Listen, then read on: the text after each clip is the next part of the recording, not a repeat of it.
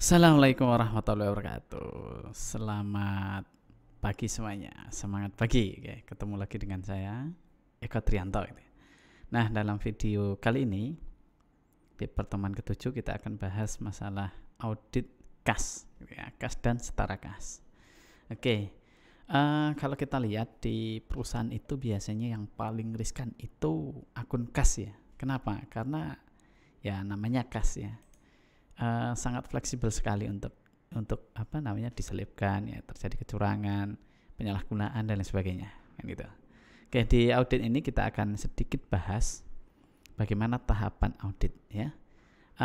Seperti di audit yang lain, di audit kas ini juga ada 4 step yang harus kita lalui. Yang pertama, kita harus paham dulu bagaimana karakteristik kas dan munculnya kas. Berarti ada beberapa siklus yang mungkin nanti berkaitan dengan kas. Nah, kita harus pahami itu, gitu ya.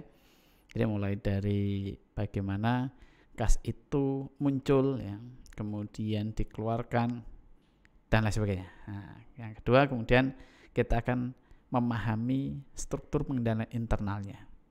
Apakah SPI di kas ini bagus atau tidak? Karena itu sangat menentukan ya.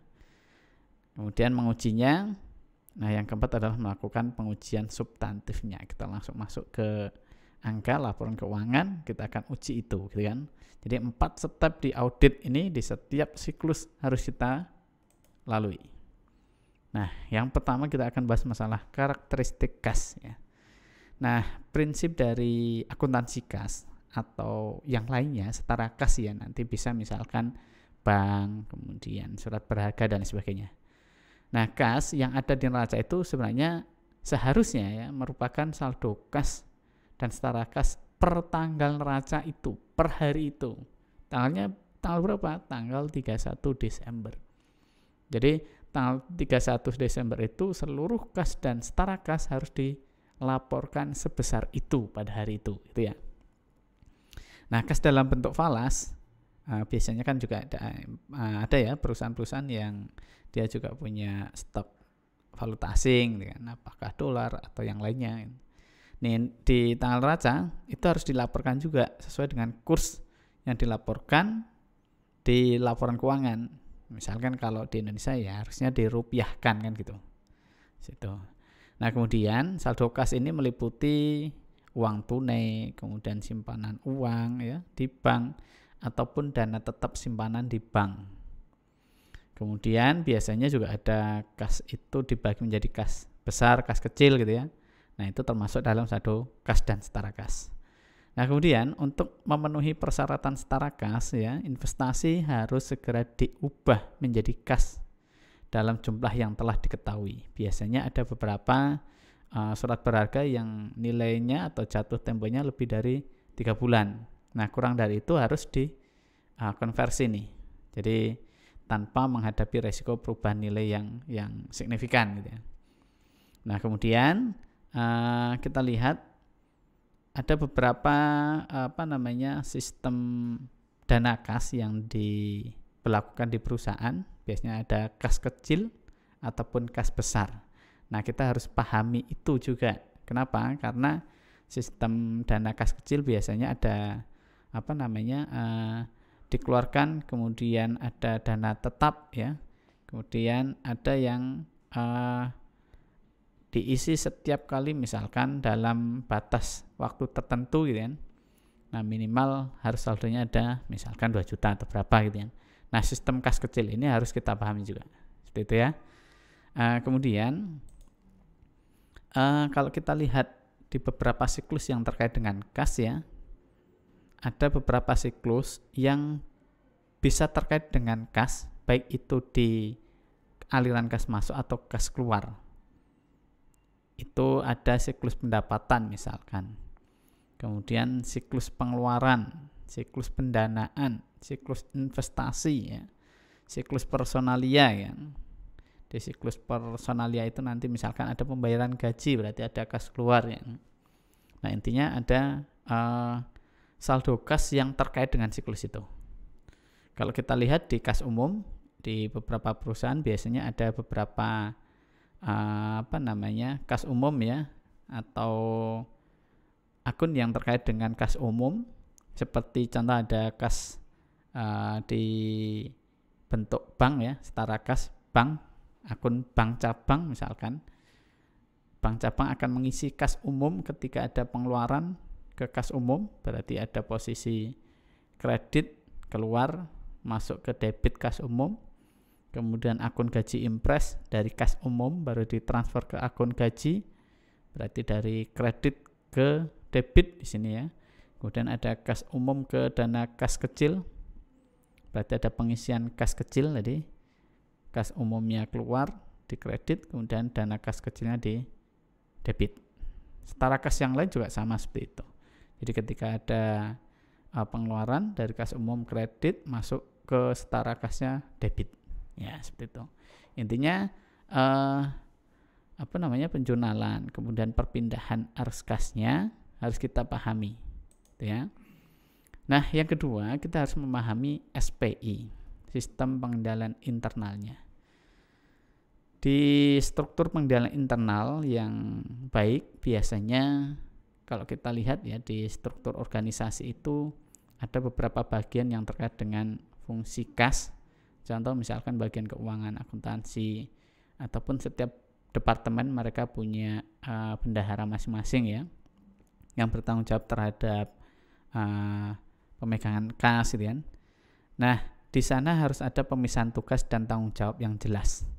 Sehingga siapa yang pegang kas, siapa yang mempunyai kewenangan untuk mengotorisasi keluar masuknya kas, itu jelas. Kemudian harus ada rekonsiliasi bank secara rutin. Jadi catatan bank dengan catatan perusahaan itu benar atau tidak. Ini harus direkonsiliasi secara rutin ya. Biasanya dibuat di akhir bulan untuk menyamakan saldo kan gitu. Nah, kemudian digunakan impress fund system terhadap pengelolaan kas kecil, penerimaan kas dan cek, kemudian giro itu disetor ke bank. Ini untuk mengendalikan agar cek, giro dan setara kas lainnya bisa aman terkendali. Kemudian uang kas harus disimpan di tempat yang aman, dikelola dengan baik. Biasanya perusahaan pasti di ruangan tertentu, tidak ada yang bisa masuk kecuali petugas misalkan. Di dalam ada brankas ya yang diamankan dengan kode-kode kunci tertentu gitu kan. Nah itu. Kemudian blanko cek, giro disimpan di tempat yang aman.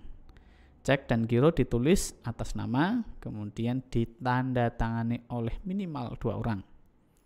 Sehingga ketika terjadi sesuatu yang tidak match, bisa dikonfirmasi lebih dari 1 orang. Kemudian kasir diasuransikan, diminta uang jaminan biar enggak hilang gitu. Giliran pegang uang ternyata resign atau enggak ada keterangan hilang gitu. Kemudian gunakan kwitansi yang bernomor urut cetak, pre-numbered. Pengeluaran kas yang sudah dibayar harus distempel lunas. Nah, bentuk-bentuk struktur pengendalian internal yang seperti ini yang biasanya diterapkan nih di perusahaan-perusahaan yang sudah oke ya, bagus lah istilahnya. Nah, artinya bahwa SPI itu semakin kuat, semakin bagus, berarti resiko terhadap kecurangan, salah saji itu juga berkurang, gitu ya. Nah, termasuk nanti di pengujian SPI-nya sama ya. Jadi dari melihat semua komponen ini apakah ada atau tidak, dijalankan atau tidak, seperti itu. Nah, selain dari memahami SPI, menguji SPI, kita juga harus paham. Jadi ada kemungkinan salah saji apa di dalam siklus kas dan atau kas ya. Yang pertama kita lihat ada kesalahan dalam menagih konsumen. Tagihan A ternyata ditagih ke konsumen B gitu kan. Atau jumlahnya yang salah, terlalu kecil misalkan. Kemudian ada pencurian kas. Ya, ini seringkali seperti ini terjadi ya. Jadi ketika ada uang kemudian tidak disimpan dalam brankas, ada orang lewat langsung hilang gitu kan. Kemudian ada duplikasi pembayaran faktur vendor. Pembayaran ke vendor, ke supplier diduplikasi, dipalsukan. uang sudah keluar ternyata utangnya belum terbayar kan gitu biasanya. Dan pembayaran tidak benar atas biaya pribadi pejabat perusahaan. Untuk kepentingan pribadi mereka menggunakan kas-kas perusahaan. Nah, ini seringkali pejabat. Sehingga biasanya akun itu muncul di akun lain-lain, biaya lain-lain. Kemudian pembayaran atas bahan baku yang tidak pernah diterima. Ada order bahan baku tapi tidak pernah ada barang datang ke gudang. Pembayaran atas karyawan lebih besar daripada jam kerja aktual. Seringkali ya. Jadi jam lemburnya ditambah, ternyata realnya karyawan tidak ada lembur gitu kan. Atau ada nama karyawan baru misalkan yang tidak terdeteksi orangnya atau fisiknya, ada namanya nggak ada karyawannya kan gitu. Kemudian pembayaran atas bunga kepada pihak luar jumlahnya lebih besar dibanding dengan tingkat bunga sebenarnya. Ini juga harus hati-hati dicek ya, sehingga biasanya ada bukti tanda tangan penerima bunga ya gitu ya. Nah kemudian pengujian substantif ya. Jadi setelah memahami karakteristik kas, memahami SPI, mengujinya, yang terakhir adalah pengujian substantif ya. Nah di pengujian substantif ini kita harus menentukan dulu resiko bawaan dan resiko pengendaliannya. Resiko bawaan itu memang sudah bawaan dari sifat transaksi dan siklusnya. Kemudian resiko pengendalian itu SPI yang diterapkan di perusahaan. Yang ketiga adalah resiko deteksi. Nah resiko deteksi ini ditetapkan oleh si auditor ya. Nah untuk menentukan tingkat resiko temuan atau deteksi ini, auditor memang harus berhati-hati ya, sehingga auditor ini memperoleh jaminan bahwa saldo kas itu benar-benar valid, real gitu kan. Nah biasanya dalam program pengujian ini, ketika resiko yang ditetapkan itu tinggi ya, resikonya tinggi, luas pengujiannya biasanya juga biasa-biasa saja ya, biasa saja kan. Tapi ketika resiko deteksinya itu ditetapkan rendah, kecil, berarti resikonya harus kecil nih. Berarti harus memperoleh bukti audit yang banyak untuk menerapkan prosedur audit yang intens juga terhadap ini ya, pengujian kas ini ya. Jadi tergantung di awal nanti resiko auditnya yang terdiri dari 3 tadi mau kecil atau besar atau rendah ya. Kalau mau rendah berarti pengujiannya pengujian substantifnya juga harus bagus kan gitu. Selanjutnya di tujuan pengujian substantif, intinya asersi manajemen ini harus terpenuhi. Jadi saldo kas ya, dan setara kas itu, asersi keterjadian dan eksistensi atau keberadaan itu terpenuhinya adalah ketika saldo kas itu benar-benar tercatat dan real, benar di tanggal neraca tanggal 31 itu. Caranya gimana? Ya bisa jadi dengan misalkan cash opnam pada tanggal tersebut. Kalau nggak bisa ya mundur mungkin beberapa hari ya, nanti di traceback. Kemudian asersi kelengkapan. Saldo kas yang tercatat ini telah meliputi pengaruh semua transaksi yang terjadi, baik pengeluaran, pemasukan. Memang saldonya berasal dari itu ya, pengeluaran dan pemasukan. Kemudian setiap transfer kas antar bank akhir tahun harus tercatat pada periode yang benar. Makanya biasanya harus ada rekonsiliasi di akhir tanggal kan itu. Nah kemudian asersi hak dan kewajiban harus juga terpenuhi. Ya, klien memiliki hak yang sah atas seluruh saldo yang tampak pada tanggal neraca. Bahwa kas itu posisinya di neraca, di aktiva.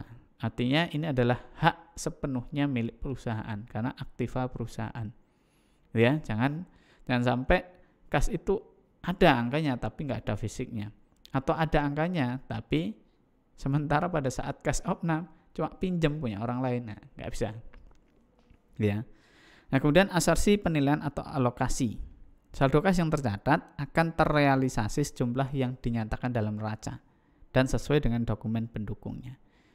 Mulai dari melakukan penghitungan ya, baik cross maupun voting, dihitung benar, dialokasikan pada akun yang benar, kemudian dijurnal pada akun yang benar, sehingga asersi penilaian dan alokasi ini juga terpenuhi, termasuk ke pendukung ya, bukti-bukti atau dokumen pendukungnya ya, seperti itu.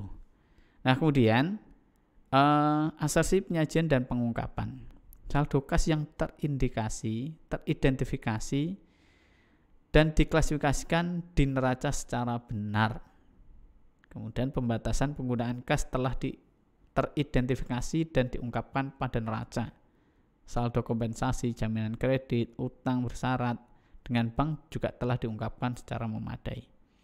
Artinya ya semuanya diungkapkan, dicatat, tidak ada yang dihilangkan, tidak ada yang ditutup-tutupi. Semuanya harus disampaikan pada laporan keuangan ya. Seperti itu.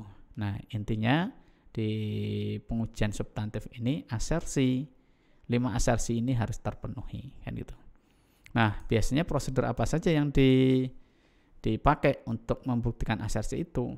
Bisa yang pertama ada inspeksi dan observasi. Pengamatan, diinspeksi langsung ya. Kemudian menghitung kembali matematisnya, voting dan cross votingnya tadi ya. Termasuk mungkin sebelumnya dilakukan wawancara terhadap representasi manajemennya, kemudian bagaimana pemberlakuan SPI-nya, ini diwawancara ya. Kemudian lakukan konfirmasi. Ini biasanya konfirmasi ini dilakukan pada setara kas yang dimiliki oleh pihak ketiga, pihak lainnya. Contoh bank ya, harus lakukan konfirmasi ke bank. Kemudian rekonsiliasi, tracking, dan vouching. Ini biasanya dilakukan untuk prosedur pengujian substantif di kas. Nah, selain itu kita juga harus paham nih, kas itu sangat kental dengan kecurangan. 2 kecurangan, checking dan lapping. Apa itu checking? Checking itu biasanya dilakukan untuk menutupi pemakaian kas. Pemakaian kas perusahaan dengan mentransfer dari rekening satu ke rekening yang lainnya. Biasanya di ini ya, saat bank-bank menyiapkan rekening koran ya, ditransfer untuk menutupi adanya pemakaian atau penggunaan kas di bank lain. Seperti itu biasanya. Nah, beda dengan lapping ya. Kalau lapping ini adanya ketidakberesan ya. Biasanya akibat kekeliruan pencatatan atau memang penerimaan kas yang dipakai atau ditunda pencatatannya. Contoh apa? Pembayaran piutang ya. Ada piutang masuk tapi sementara ditahan, dipakai dulu. Atau enggak dilaporkan, berarti tidak tercatat. Atau bahkan nanti ya selamanya tidak tercatat dan uang itu hilang. Nah, ini memang lapping. Baik checking, lapping itu harus dipahami oleh seorang auditor sehingga ya kemungkinan atau resiko dan celah-celah terjadinya kecurangan kas itu kecil, atau setidaknya kalaupun ada harus terdeteksi ya, tidak luput dari pemeriksaan audit. Seperti itu. Baik, sekilas tentang audit kas. Terima kasih, kita lanjut di sesi yang lain. Saya akhiri. Assalamualaikum warahmatullahi wabarakatuh.